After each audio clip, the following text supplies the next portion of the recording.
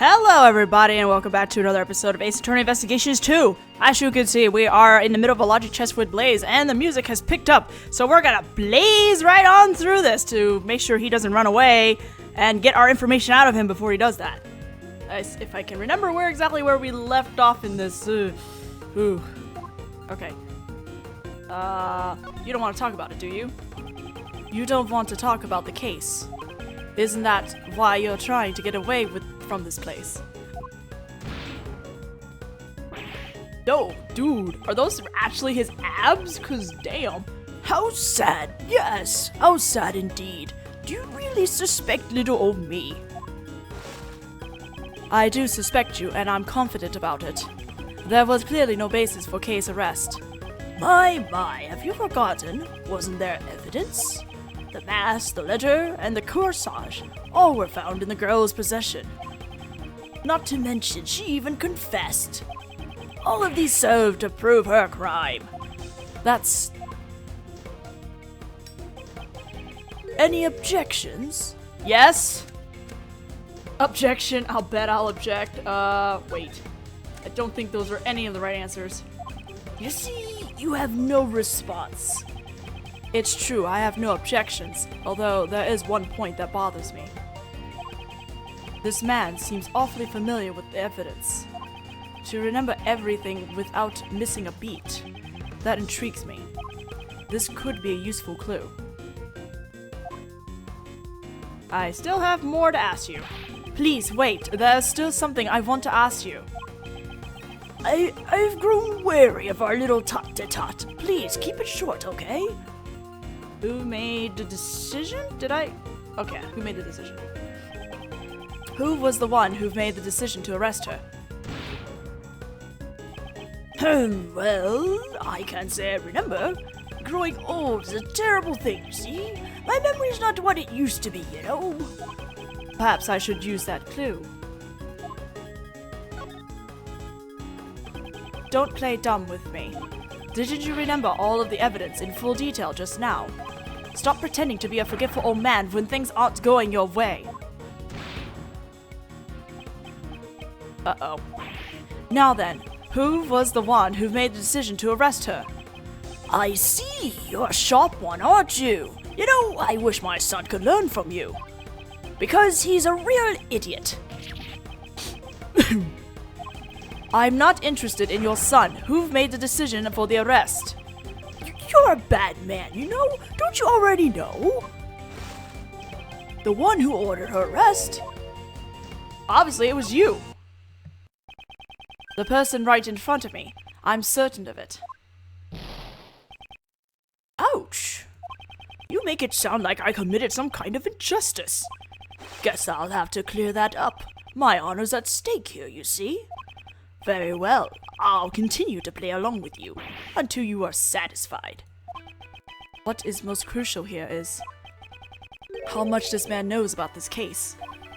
If I can get him to reveal that. Wow, I lost a lot of health, but then again, it took me a while to remember what I was doing. Or what the last statement was even about. It's do or die. If I can overcome this, I'll reach the truth. Yeah. You seem pretty familiar with the case. Aw, the music went back to normal. I'm a wise man, you know? I'm familiar with most things, you see? I don't think it was very wise of you to arrest Kay in this case. I swear, every time he sets those papers on fire, I think he's like... That lighter's dangerous. I think he's burning off evidence. I'm a very busy man. I can end this conversation anytime I want, you know. Don't you forget about that. This would have already been over if you had simply answered my questions. If you give me a proper answer, I won't take any more of your time. I will ask you once again, why are you so familiar with this case? I read the case files, you see. Honestly, it was quite a drag, you know, but it's my job, so what could I do? Because of my position, you see, I can't just skip out on it. Well, I had some time to kill, so I read the whole thing, you see? You just said you were busy. That's strange. Didn't you just say you were very busy?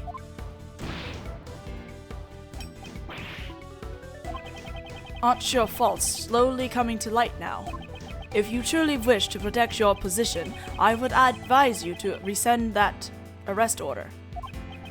You really are desperate, you know? That's never say die attitude. It touches my heart. Does it really? But you know, it's unfortunate that all your hard work was for naught. Because we discovered her unconscious body near the crime scene, you see? You found her unconscious? This is the first I've heard of Kay's condition when she was found. She was unconscious in the storeroom. That's right. The source of that information is classified, though. This man knows things even I don't know. Does he know the whole story behind this case? This could be a useful clue. Okay. The suspect, regarding Kay. How much do you know about her? She's the suspect in this case. That's all I know, you see? Scouts on her. Perhaps I should use that clue. Don't you know the whole story? Something you've said feels out of place. You know about things that the crime scene investigation never revealed. Why is that? Just how much of the truth do you know?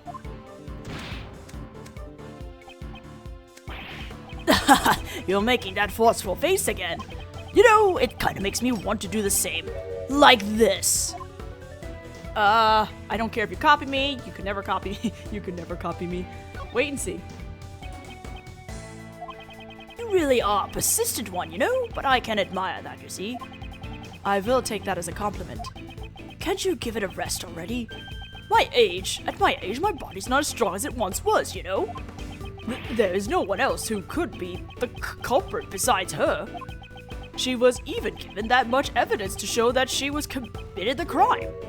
Oh, wait, what? She was even given that much evidence to show that she committed the crime? She was given evidence? She was given evidence, you say? That's an odd choice of words.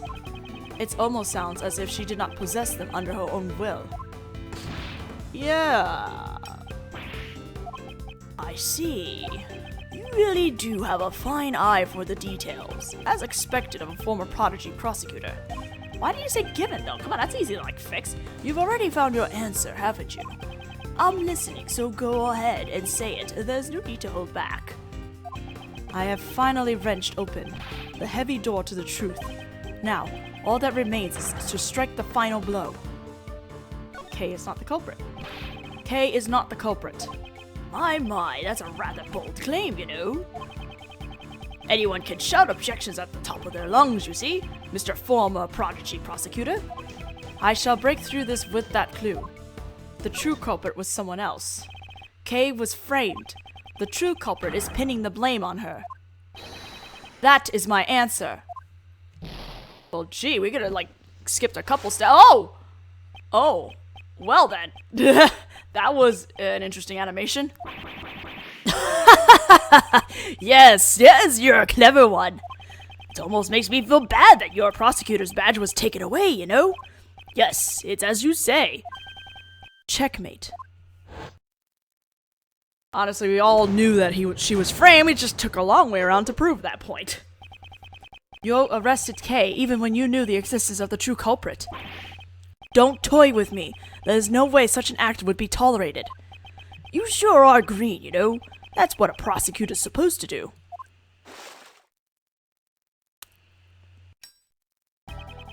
It will all work out fine if we make her guilty.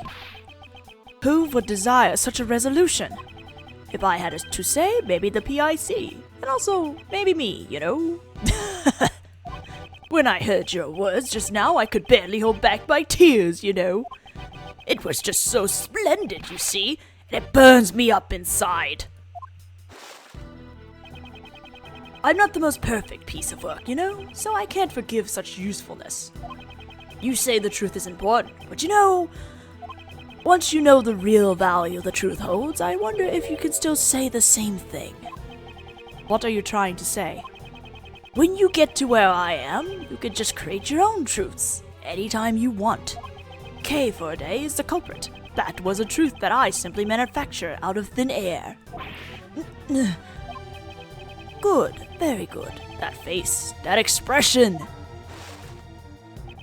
You were such a desperate one, you see? That's why I really wanted to bully you, you know? Jeez!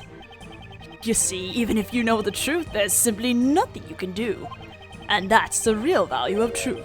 So shocking that it's to die for, you know? Why won't you pursue the true culprit? How much of the truth do you know? I think he's the culprit. Do you understand now? The truth that you believe in is worthless, you see. Do you understand what I'm trying to tell you?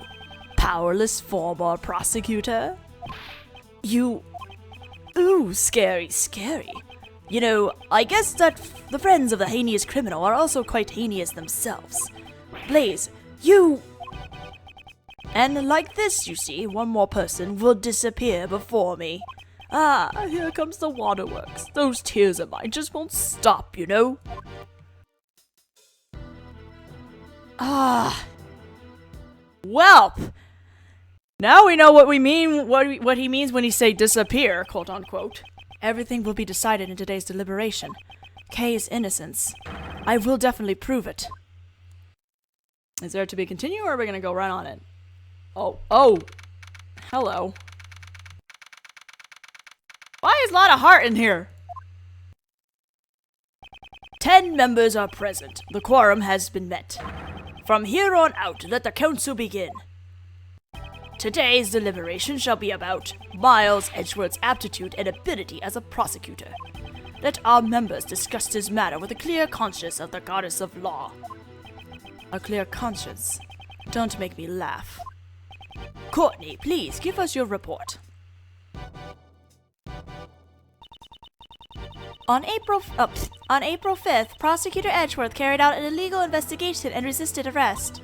He was arrested by 2 of our members who caught him in the act, myself and Blaze the Best. Prosecutor Edgeworth disrupted the investigation of attorney Jill Crane's murder. He claims that the culprit, Kay Faraday, was arrested without sufficient evidence.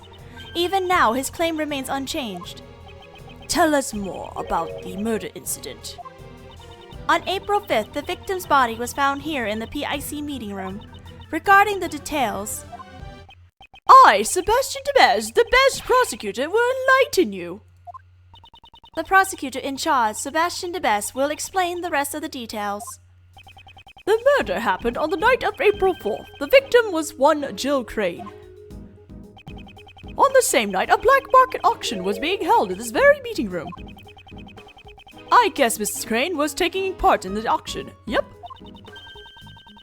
I wonder if that big guy is what's his name? Frick, I forgot. It's Mia's mentor. I mean, okay, I know that's a horrible thing to say, but maybe?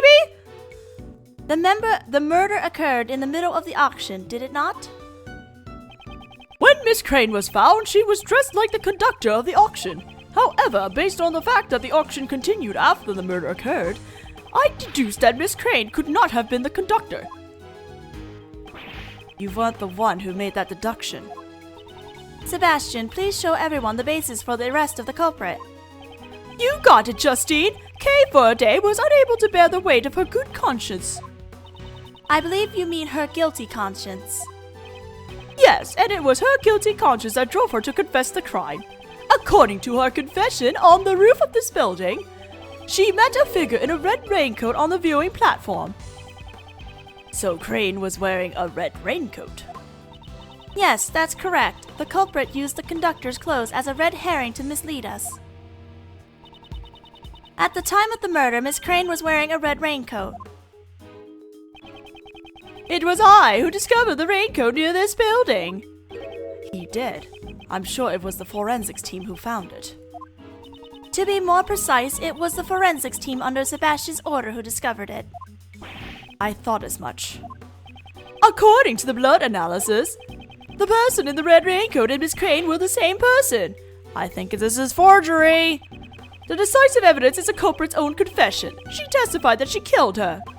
That's right, the culprit is Kay Faraday. It couldn't have been anyone else but her. Well then, Edgeworth, if you have any objections, let's hear them. I have no objections. I see. It seems all the fight's gone out of you after your little overnight stay. I have no objections to your claim that I investigated illegally. I admit to that. However, I object to the claim that Kay is the culprit. Here we go! I will testify that Sebastian's investigation was fair and just. Bullshit. Of course it was, Justine. Don't you know that I'm the fairest of them all? Edgeworth, my boy, despite how things may seem, I actually kinda like you.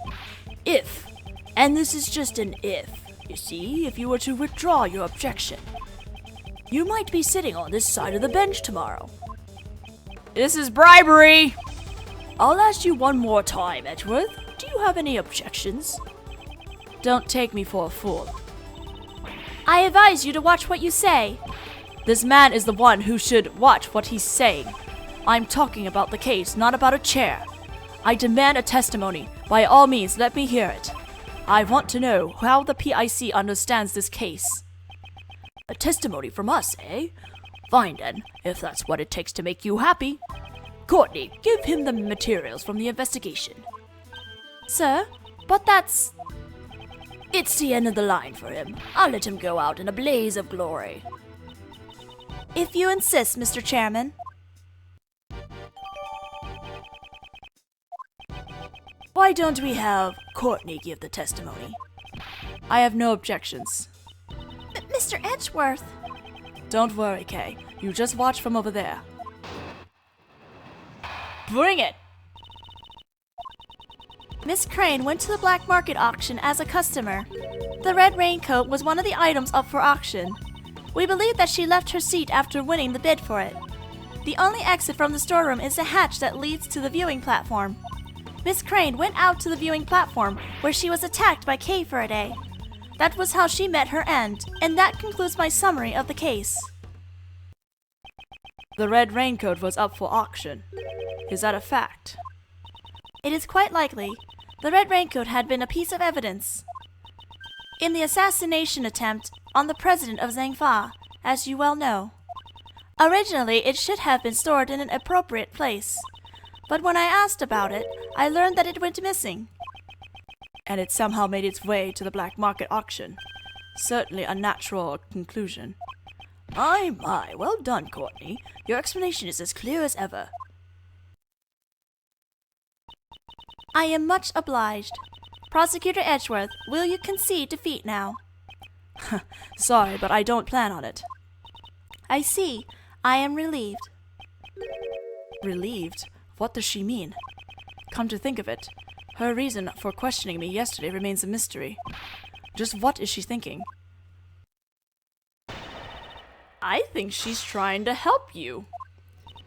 For once, in her own way. Anyway, let's press on everything. So, you're saying that a member of the P.I.C. was involved in illicit dealings? Regarding that, I have no response. He's right, you know. After this hearing is over, we're going to have to clean up our act. A splendid decision, Mr. Chairman. Now, it is only natural, you see. There's no need to flatter me, you know. But, you know, that has nothing to do with you at all, Edgeworth. Because by then, you won't even be a prosecutor anymore, you see. You say that as if he cares. He already gave up his badge. Well, now that this tearful business has been cleared up. Yes, sir. I will continue. Press. So, the red raincoat was also up for auction. Yes, it had belonged to Shelley the Killer. Based on the circumstances, we must consider that it was an item up for auction, you see. That was what he wore when he targeted the president of Zhangfa. There was a mannequin that was positioned unnaturally amongst the auction goods. That may have been where the red raincoat had been on display. Do you know how the goods were procured?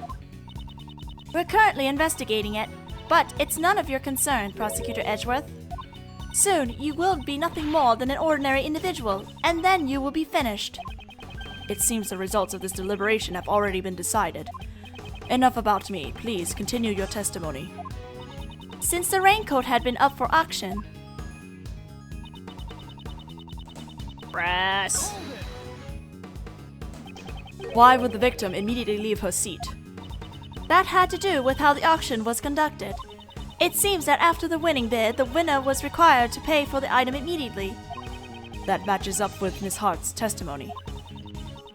We believe that Miss Crane paid her bid for the raincoat, and then immediately tried to leave the auction. Pressing again. The victim was a P.I.C. member. Couldn't she have also just left from the meeting room? If she had done so during the auction, then its existence would have been revealed to the public. Since Miss Hart knew about it, it seems the cat is already out of the bag. The customers were required to enter and exit from the hatch. Miss Crane was simply following protocol. Considering where the murder took place, she must have tried to leave through there.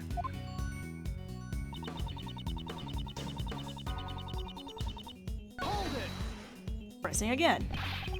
Why would Kay do such a thing? We intend to question her about that later. Later, that seems to be your favorite time for interrogations. If the culprit was aware that the customer were required to exit from the hatch, it would have been easy to lie in wait for an ambush. Miss Crane was attacked when she was leaving the hatch. Pressing! Met her end. What do you mean by that? She passed away, or to be more precise, she was murdered. The candelabra was one of the items in the auction. Therefore, Kay should not have been able to get her hands on it. If she was able to lie in wait for the attack, then she must have known about the storeroom. If she sneaked into the storeroom during the auction, she could have obtained it. Now, if we only had some way to know for sure where the candelabra was during the entire auction, you know? How about it? There is no such evidence. My apologies. We hope to find that evidence soon. Edgeworth, it's too bad, you know? It seems you won't be able to use this line of attack. The victim encountered the culprit on top of the roof, and the crime occurred there. According to her reasoning, the murder took place at the viewing platform. But was that really the case? Some piece of evidence must tell the whole story behind it. I should try looking again. Alright, now we're going to present Lotta's photo. What do we got the time here? Okay. We're now at the viewing platform where she was attacked by Kay. Alright, now we're going to present Lotta's photo.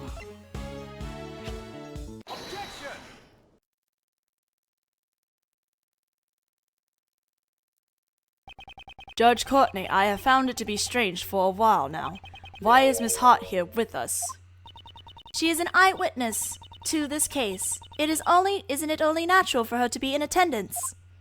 Aw, shucks. I reckon I'm more of an ear witness than an eyewitness. It seems that gaining the trust of others isn't your strong point, Judge Courtney. Perhaps I simply do not wish to be as tactless as you. It appears you have failed to get the witness to tell you the most vital information. Please, look at this photo. This was taken by Miss Hart. This photo seems to have been taken in the storeroom. And what of it? According to your reasoning, the incident took place on the viewing platform. However, Miss Hart encountered the incident in the storeroom. That's right, it had taken place just before this photo was taken. Wait! If that's true, then Justine's reasoning. Exactly. It does not hold up. What? Miss Hart, allow me to ask you again. You saw the person in the photo with your own eyes, correct?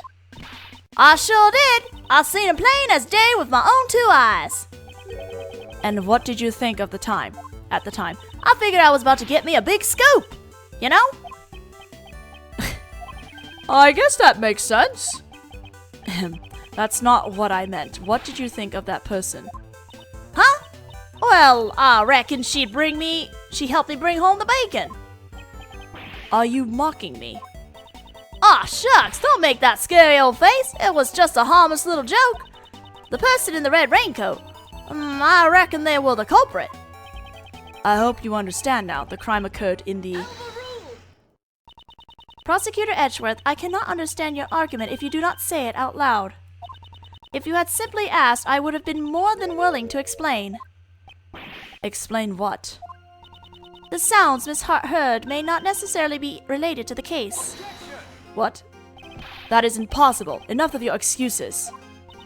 Was the voice that Miss Hart heard really that of Miss Crane? Such a shady conversation must have had something to do with the case. What did her voice sound like? Her voice? Well, beats me. How was I supposed to know? They were both using voice changers. Yes, the voices Miss Hart heard had been altered by a device. We must therefore question whether or not they have any bearing on this case. Oh my god, yes! Courtney, please. You need not object just because you wish to sigh. Judge Courtney, it seems I have greatly overestimated you. No, Courtney is quite amazing, you see. You claim that the sounds Miss Hart heard have no bearing on this case. Even if they do not, it doesn't change the fact that the crime took place in the storeroom. At the very least, the crime must have occurred before the victim went up to the rooftop. The reason being, this evidence proves that the crime occurred before the victim went up to the viewing platform. We're going to highlight that bloody hand of his. At first, I thought the person in the red raincoat was the culprit. Well, Miss Hart's testimony certainly made it sound that way. Precisely, it was because she saw that the person's hand was covered in blood. Anyone who heard her testimony would have arrived at the same conclusion. The person in the red raincoat was the culprit, and the blood on their hand was the victim's. However, if the person in the red raincoat was the victim, then the situation changes completely. Since blood can be seen in this photo, it must have been taken after the crime occurred. It seems we've been under the wrong impression in regards of the victim's condition. This photo shows the true condition of the victim. The victim... Hold on, I need to breathe. Was still alive after the attack. The victim was definitely attacked in the storeroom. Immediately afterward, the victim was seen with blood on her hand. That must mean the victim was still alive even after she was attacked. The blood on her hand must have come from her own wound. No way! Are you saying that she died from a head injury? No, that is not the case. I suspect she just held her hand against the wound. It can't be seen in the photo, but at this moment she must have already suffered a fatal wound. Oh, if that's true, then it changes a lot of things, you know. It seems you understand. This refutes the allegations against Kay. Kay encountered the victim after this picture was taken. I believe at that point in time, the victim was already on the verge of death. It's likely Kay just happened to be present when the victim reached the end of her strength. That is quite the coincidence. Indeed, I can only say that she was at the wrong place at the wrong time. Prosecutor Edgeworth, it seems you have forgotten a crucial fact. Ah, you mean that, right? He must be pretending that he hasn't noticed it, you see. What did you say? Are you implying that I forgot something? Courtney, I think it's about time you gave him his last rites. Hey, Pops! Justine's with me, you know. Don't order her around like that. You know, even though you're my son, you are so embarrassing. I'm not embarrassing! I'm sorry, but you're both rather embarrassing. Justine, give Mr. Edgeworth his, Very well. I shall give him his last rites. We're gonna have to stop pretty soon. I'll stop when she finishes her testimony. When the body was found, there were 3 wounds in Miss Crane's chest. I'm sure you're well aware what kind of wounds these were, right? Yes, she was stabbed in the heart with a 3-pronged candelabra. Is there any person who could survive such an injury? Please take a close look at the autopsy report. Can you still say the same thing after reading it? Well done, Justine. With this, Mr. Edgeworth will... I will offer a rebuttal, of course. Why would you do that? Didn't you hear what Justine just said? Of course I did, and I still plan to object to it. It's not fair! You're always opposing me at every turn! It was never my intention to oppose you. Huh? Really? It's simply not worth my time. I see, so that's how it is. Yep. After all, That's enough, you know. You're embarrassing your father, you see. Huh? What do you mean, Pops? He means what he means when he says that. Anyway, we're gonna stop here and we will press on everything in the next video. So I'll see you guys then.